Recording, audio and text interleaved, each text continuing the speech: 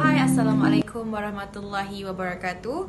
I am Syadza Nashuha binti Muhammad Fadli, alumni of SMK Tengku Ampuan Intan, and now I'm currently studying in foundation in TESL at UiTM Dengkil. So if you guys don't know what TESL is, TESL stands for Teaching English as Second Language. So basically what I learned is all about English, no science and no math. So throughout this video, I'm going to share my experience and maybe a bit of advice about my SPM journey until I get a place in foundation. So during my SPM life, I was in science stream. So my elective would be additional mathematics, physics, chemistry and biology. And my SPM result is not as excellent as other people, but Alhamdulillah, I managed to score A+ for history, pendidikan Islam and bahasa Melayu, A solid for English and mathematics, B+ for biology and the rest, yeah. And to be honest, I am so bad in math and additional math as well as science subjects.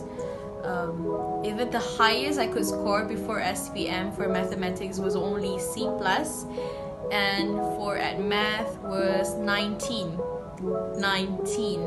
and I once scored 8% for at math. So yeah, what I can say is do not give up. There's still a room for improvement. So first thing first, I think you guys have heard of this many times, but you really need to make sure that you are in a good condition, good relationship with Allah, your parents, your teachers, as well as your friends. One tips or one advice that I would recommend you or we as student is we need to always sedekah, no matter is in a form of money or your knowledge.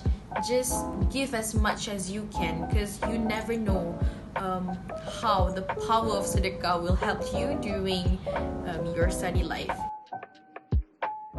Next is determination. It might sound a bit cliche, but it is very true.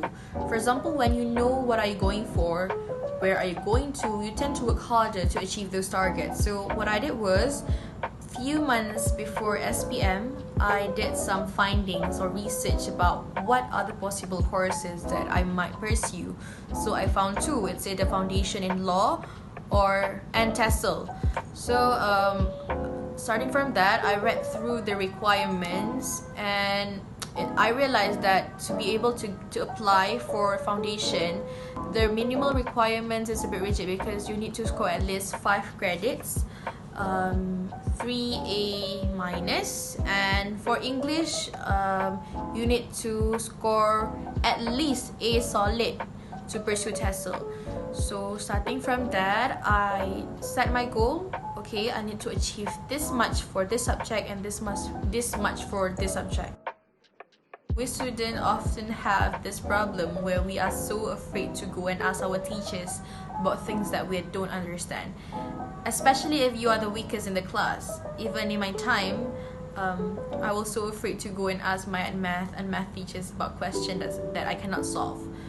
But there's one day when our pengetua, Cikgu Sharif, told me that never ignore the subject that you are weak at, because that subject will trap you. So starting from that moment, I realized that I need to change my mindset. I need to be brave and just go ask my teachers about questions that I cannot solve. And then day by day, I tried to go and ask Cikgu Siti. And there's one day, I still remember Cikgu Siti told me that she likes when her students ask a question, even a simple questions, because it shows your effort that you want to learn. So guys, if you have anything to ask or things that you don't understand, just go and see your teacher. They are willing to help you. For chemistry, biology and physics, you just have to make sure that you have your notes with you and do past year questions as much as you can. And I'm sure our teachers have provided you with that. So now it's your responsibility whether to do it or not. Moving on to my favorite subjects, which are Bahasa Melayu and English. As for these two subjects, I will make sure that I have a compilation of the essays, or maybe you can just get the book from the bookstores.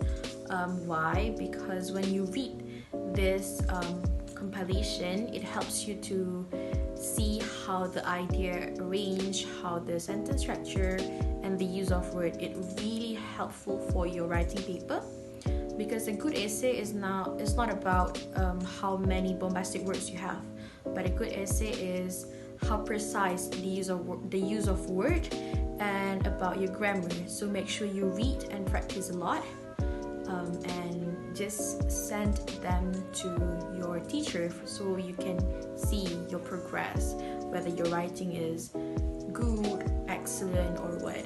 So yeah.